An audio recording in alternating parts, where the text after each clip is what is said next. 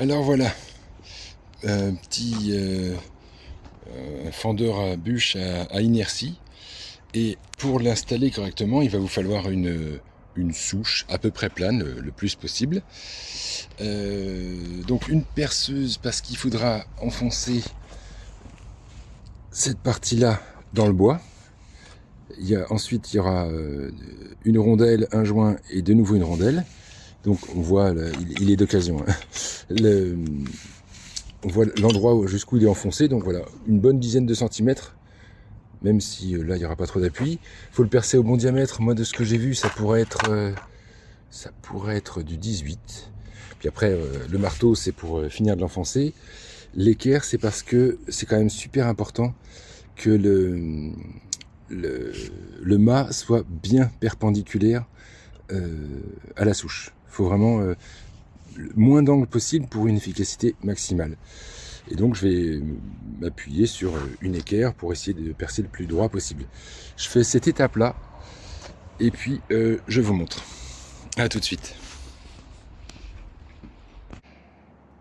Donc j'ai fait le petit trou le plus rectiligne possible en m'aidant de l'équerre, donc sachant que je sais pas si vous voyez, mais en fait c'est la bûche elle-même qui est coupée pas très très droit, donc pas facile. Alors attendez, je vais disposer cette petite bûche qui n'est pas non plus coupée droit, mais qui fera office de test pour le coup, et on va voir ce que ça donne ensemble, parce que j'ai jamais testé. Donc voilà, j'ai disposé la bûche toute tordue, un peu comme je pouvais. On n'est vraiment pas bien placé, le bois est pas très sec, c'est vraiment pas les conditions optimales, mais j'ai quand même envie de faire un test. Je monte la charge, et je vais, plutôt que de la lâcher, je vais la lancer un petit peu vers le bas. Bon. Le bois est pas du tout assez sec. Ah, ça commence à se fendre.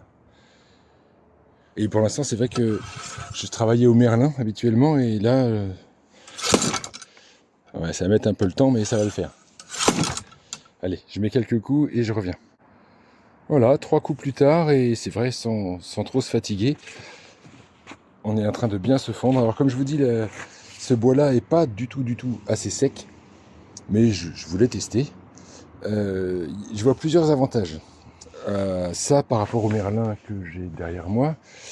Le merlin, donc c'est une espèce de grosse hache, un côté masse et un côté fendeuse, quoi. Et le fait de la lancer très fort par-dessus soi-même avec un manche de environ 1 mètre, ça fait une force de frappe qui est absolument géniale pour fendre les bûches. Le plus gros inconvénient que j'y vois, c'est qu'il faut quand même pas mal s'entraîner pour être précis. Et c'est quand même plus dangereux si ça rebondit, que ça dévie. Là, on est plutôt safe.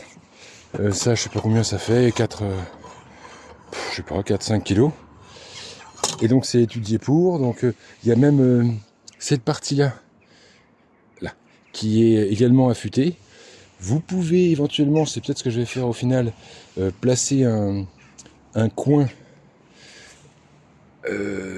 en face pour qu'elle en fait, elle se fende du haut et du bas en même temps. Ça peut être pas mal. Et donc voilà, premier test de la fendeuse à inertie. Merci, je ne sais même plus. Non, mais c'était un pseudo. Mais merci à la personne qui me l'a vendu d'occasion. Elle m'a fait un prix abordable. On était aux alentours de 30 €. Et voilà. Et pour cet hiver, du coup, j'ai quand même pas mal de bois à fendre. Donc, en même temps, j'aime bien le merlin.